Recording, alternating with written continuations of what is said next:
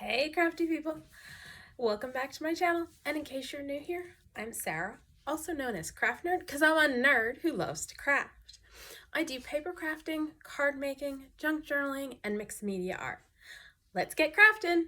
It's time for another Mass Make Monday. In case you're new to my channel, what I do is I set a timer for 45 minutes. I make one particular project and see how many I can get done in that time.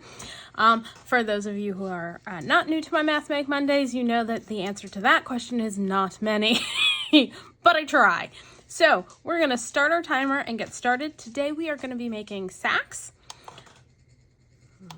Okay. So this project's similar to the coin envelopes we made a couple Mass Makes ago, but it's a little bit different. And you can use whatever you got. I've got on my page some Inky book page, some non-Inky book page, a bunch of digitals, and some dyed Glassine paper. So I'm going to set these aside. I'm going to run through the basics for making these. So what we're going to start by doing is folding in our sides. And I'm just going to kind of eyeball it. So I'm going to bring in one side and then the other. And I'm going to try and fold it straight-ish. Why is this so not straight? Because that fold is not straight along the edge there. All right, and so the way I created this piece of paper is I have an old copy of, the American Historical Review, and I just keep it handy, and when I'm playing with my distress inks, I clean up using the pages of the book, and so I've got a booklet of inky pages. All right, now for the bottom, let me grab my bone folder and just reinforce these folds. For the bottom, we're gonna fold up 1/4 of an inch-ish to create our bottom flap. Don't worry, we're going to be cutting some of this stuff away in a minute, but I just want to get all the folds done. Now, for the top of our sack, we're going to decide round about how big of a flap we want. And I think I want my flap at the back of the bag to be like that. Then we're going to come up and fold more than halfway between our first fold line and the top of the page, like so. And now we're going to come in and cut. And I'm going to grab a pencil just to show you. So we've got a fold line here and a fold line here. And then we've got a line here and here. I'm just going to mark these for a sack. Now there's two ways of doing this, and it's going to depend on whether you want your seam to be in the front or the back. So if you want the seam to be in the back, what we are going to cut away when we start our cutting, let me grab scissors, is first I'm going to take out a little bulk. So I'm going to kind of angle from this side of the cut line just a smidge to where it meets the bottom fold, and do a just smidge on the other side and take away that bulk there. I'm going to do the same on this side.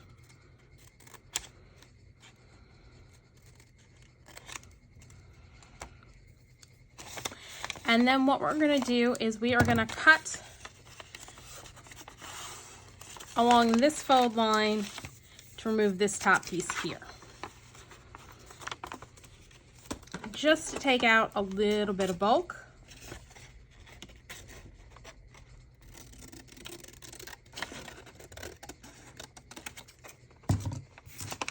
Now at the bottom, we're going to do something similar, because let's get all of our cutting on the first one out of the way. We are going to, again, here's our fold line and our fold line. We're going to angle in, and then we're going to cut a little bit extra off to clear out some bulk along this fold line. So I'm going to go probably not as steep of an angle as I drew. And grab bigger scissors because it just makes it a little easier. And angle up a little from the fold line just to take out a little bulk, because we're going to fold that up. Use my little scissors to do the smaller cut, and my bigger scissors to do the bigger cut.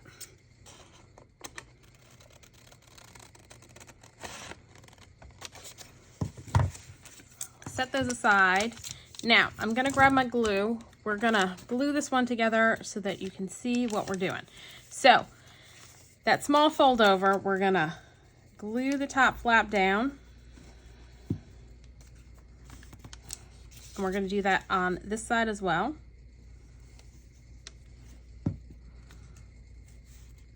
And then we're gonna glue this flap down. So see, having taken away the bulk along these areas will make it easier for us to fold our sides over, like so. And those folds were clearly not quite straight. We're gonna kind of finagle it.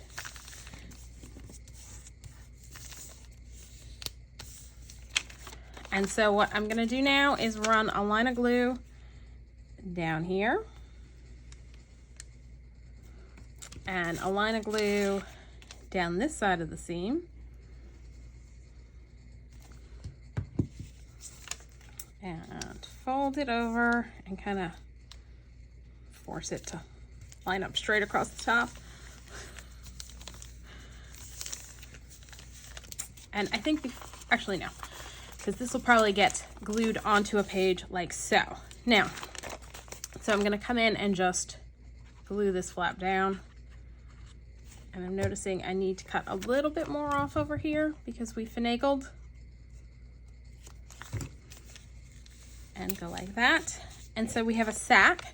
So the reason for the extra fold overs is so that the folded piece up here goes below the top of our sack, and so that we then can reinforce the top of where our bag is. So that's why we folded it like that.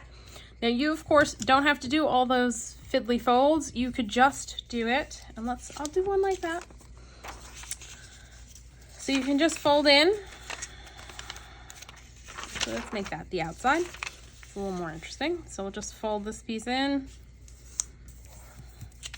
fold this piece in, do about 1/4 of an inch up, and then just fold down like that. Again, we're going to do all of our snips.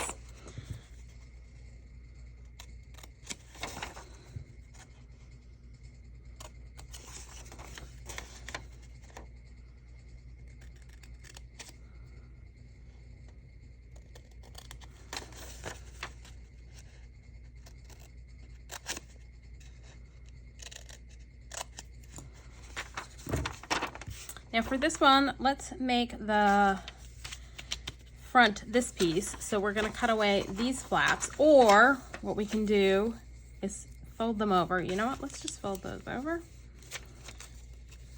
No, we can't do that.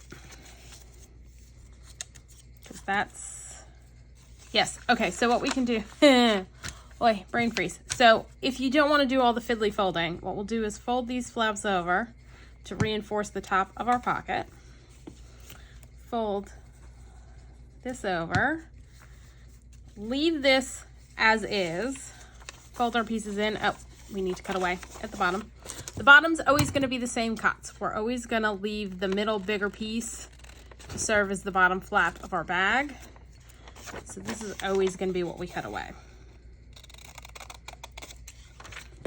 And again, cutting at angles removes a little bit of bulk, makes it a little easier to fold. So again, glue on the edge of this side, and the edge on this side will get us sealed nicely. And then we'll glue this flap up.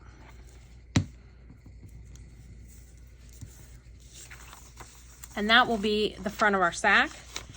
And we've got nice angles going there. And so this one, seamless front, this one seam in the front. So it's just a matter of what you prefer for making your sack. Let me close up my glue.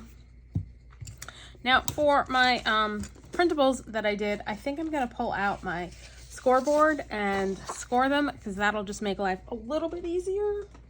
So let's do that. We'll do our scoring for my flaps, like the flip up flaps. The center folding is easier actually just doing it eyeballed, if that makes any sense. So I'm gonna go at 3/8 for the bottom because I like it a little bit better than 1/4. And I think I decided what I want to do is 1/2 inch, 1 inch, 1.25 inches. And then what I'll do is go at 7 3/4, because that will get me, yep, okay. So that's what I'm gonna do. I'm gonna go through and do all of those. So I did, oh, sorry for bumping you.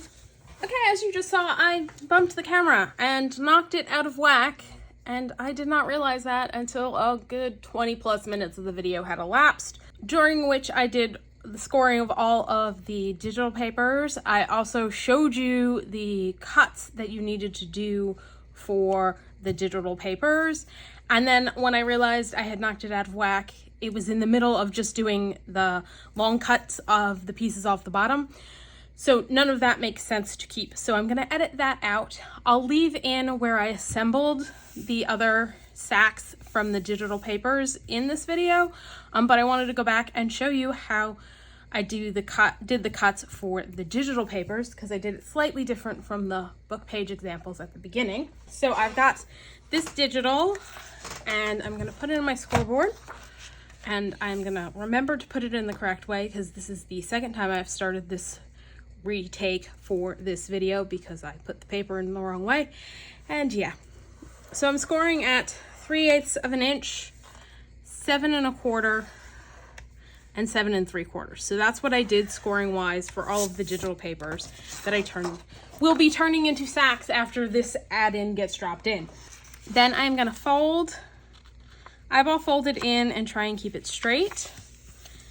And then I'm gonna eyeball fold this in and try and keep it straight. Yeah, and you missed the Tales of Bert's Adventures with Elbow Macaroni, which I suppose I could fill you in on after I explain the cuts. So for the digitals, the cuts at the bottom are the exact same every single time.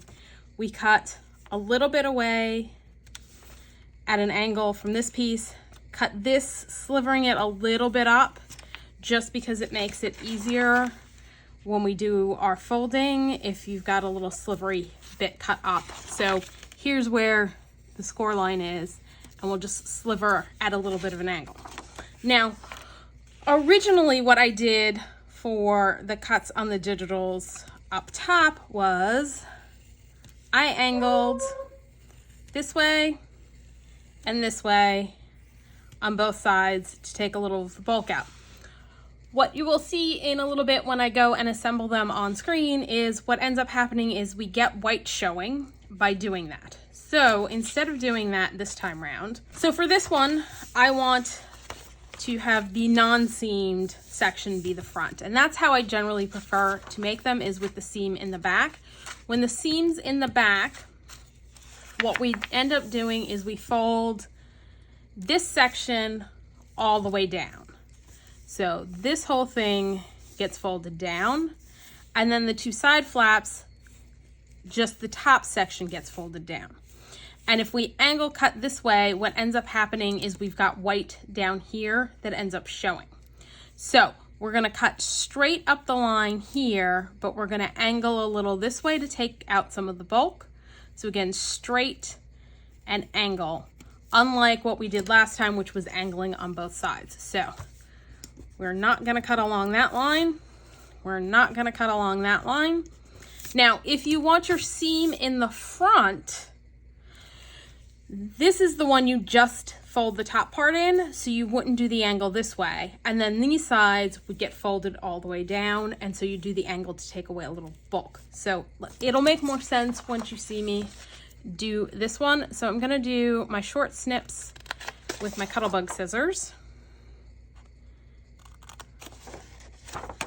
And so I'm gonna do my straight cut. So I'm cutting straight down the seam, and then I'm gonna angle this way to get rid of some of the bulk. Same thing on this side, I'm gonna cut straight down Then I'm gonna angle cut some of the bulk out. I'm gonna grab my big scissors and cut away this flap. Every single time you cut away the 2 side flaps at the bottom. What flaps you do what with on the top depends on what you want the front of your sack to be. So again, if you want the front of your sack to be the solid part of your bag, we're gonna fold all the way down. Now, a lot of the videos I've seen that do these sacks cut this flap off, which you could do, but I decided why bother? Let me go let a dog in. Whereas if I wanted the seam in the front, these would be the ones I'd fold the deepest. So let's start gluing, and pretty much I'm gonna glue here, the top, just the top section, just the top section.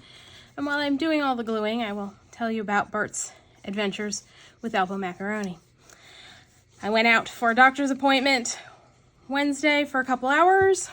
I come home and Bert has eaten an entire box of uncooked elbow macaroni because I left it on the counter. And again, just to the first fold line. So yeah, called the vet. They're like, bring him in, because an entire 1 pound box of elbow macaroni is not something he's going to be able to digest, and it's going to cause some kind of blockage and problems. So yeah, we went in, and if you heard tale of his adventures at Valentine's Day with a bag of dark chocolate truffles, you're aware the last time we had to have this done, he didn't react well to being left there, so I had to stay with him. So we were at the vet's office on Wednesday for 3 hours as they gave him What on earth? Why is that not... Did I not get my fold? What, something went wrong there. Something went horribly wrong with that fold. I don't know why. Oh, because I didn't fold it properly. Let's see, can we get this back up without destroying it? And this is pretty much how this day has gone. So as I was saying, I couldn't leave him there. So I was at the vet's office for 3.5 hours because, all right, sorry if this is going to be a bit graphic, but when an animal eats, if you have a dog or a cat that gets into something, eats something they shouldn't, if you get them to the vet soon enough, what they'll do is give them medication to cause them to throw up the item they ate that they shouldn't have eaten. Then they give them medication. Well, first they do an x-ray to make sure if you weren't actually home when the consumption occurred.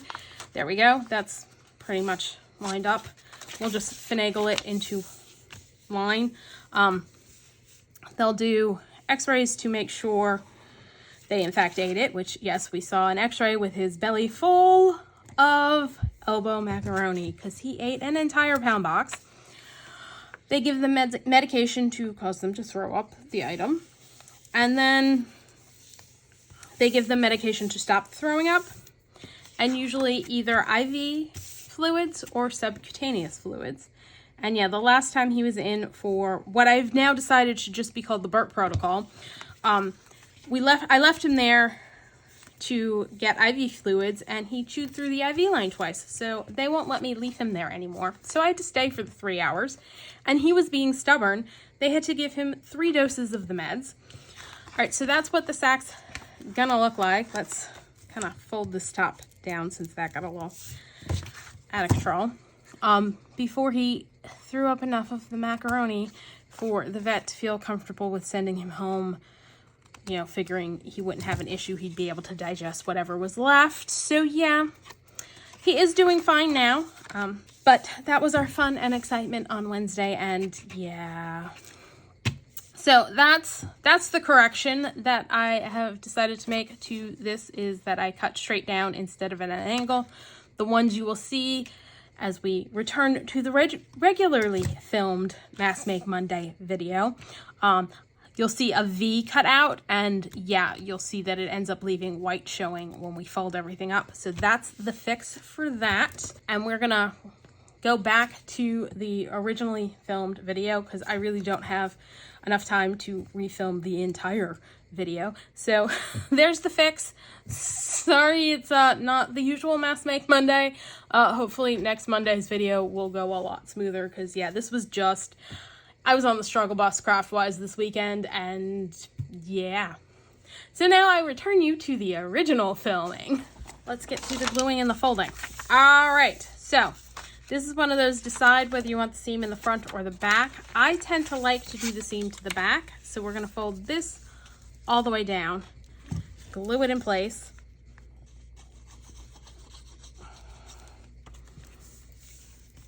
Then this gets glued partially down. Now the reason we go a little more than halfway from this is so that if you're using a digital that is blank inside, you've got some coverage below the pocket line, if that makes sense. So when we close it like this, you've got paper all the way below where the pocket is, and I'm gonna angle cut that stuff off. Let's do quick, and then glue down this side, glue up this side, fold this piece up,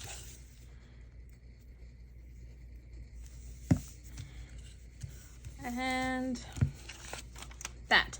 Now something else that you can do, and wow, here's the one problem with what I did with the cutting away is I left too much white on these guys. So I'm gonna end up having to come up with something to cover up the white that's showing, and hopefully not too many are like that.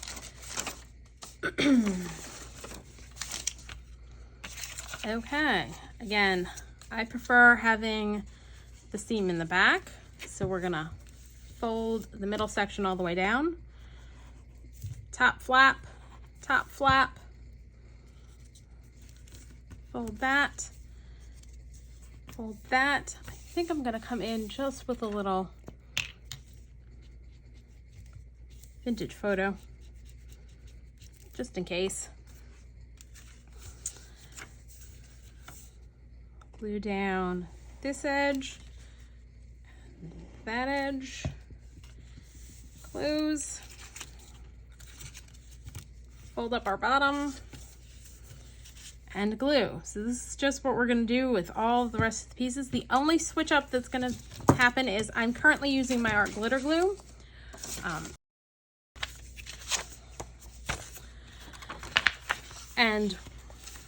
When I get to the glassine, I'm gonna use Barely Arts because it works a little bit better with your transparent papers like glassine. And yeah, okay, so I'm realizing as I'm doing this and folding these over that I angled too much off at the top when I did my trims along the seam, so that I'm leaving white space that's gonna end up showing. So that's something to bear in mind. I think maybe on the next one, we're gonna go seam forward and see if the same issue persists, or if it's a little bit better going with the seam in the front. Because yeah, I'm gonna trim them a little bit more, but right now, yeah, a lot of white showing.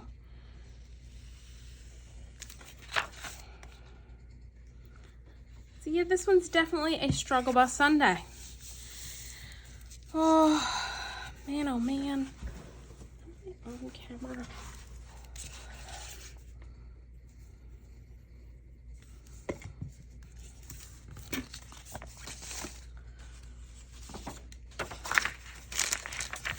So seam in the front means we're gonna go like this and fold that down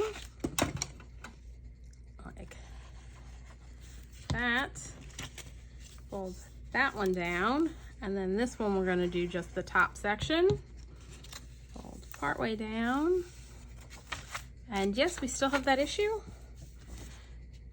Vintage photo to the rescue.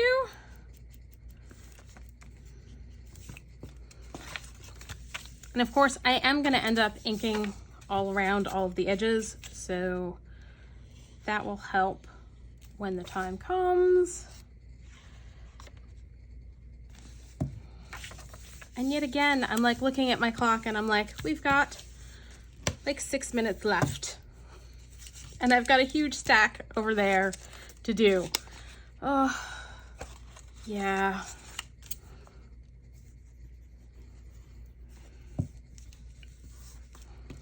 I don't know how this Mass Make Monday video is going to end up turning out. So this one's got the seam to the front.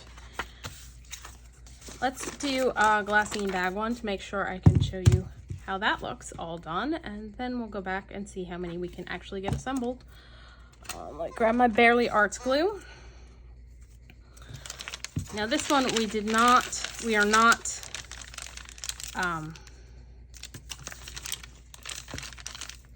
doing double folds because it'll just look weird with the glassine. So I'm gonna fold that one down, and then we're just gonna seam it like that because, yeah, you can see through the glassine. So I'm gonna run, as usual, a bead along this edge and one along that edge, and then we're gonna just seal it up and then glue the bottom.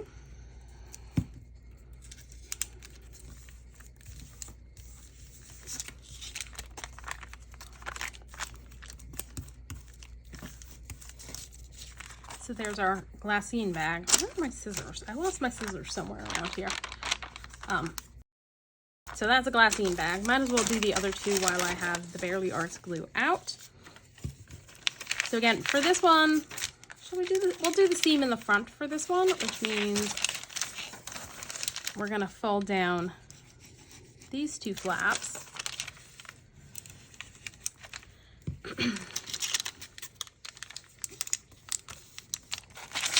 Leave that flap up. And I may go in, let's just make sure we get this flap glued down good, because otherwise stuff that goes in and out of the bag is gonna get caught on it.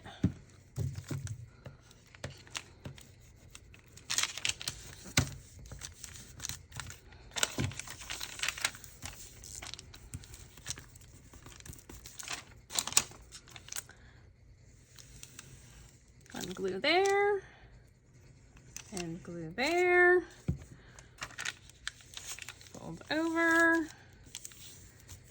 press our seam down, and then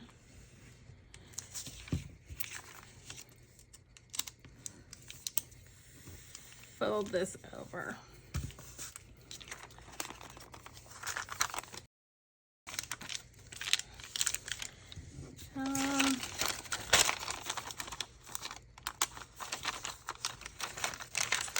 Let's do this one.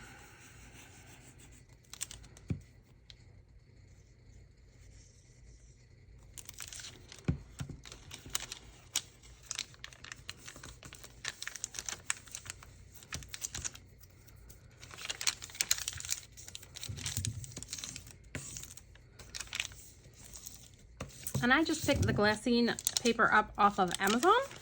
And then for this one, I think this might have been dyed with powdered pigments. And the other one, and this one was dyed with coffee. And I use, when I dye my papers to get the interesting texture on them, vinyl placemats that have cutouts.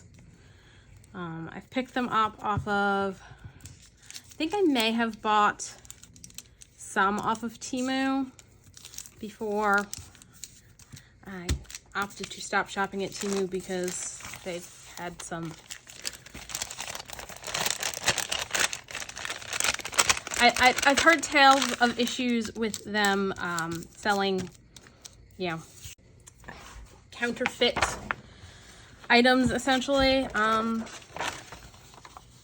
I actually kind of like the seamy side better, so let's do seam in the front. So whichever part you want in the front is what you fold down all the way. And I should switch to my art glitter glue because that catches faster than the Barely Art glue. course, at this point, I think this is going to be the last one we do. So, yeah. Got a whole stack that has yet to be finished and will remain undone. Oh, yeah.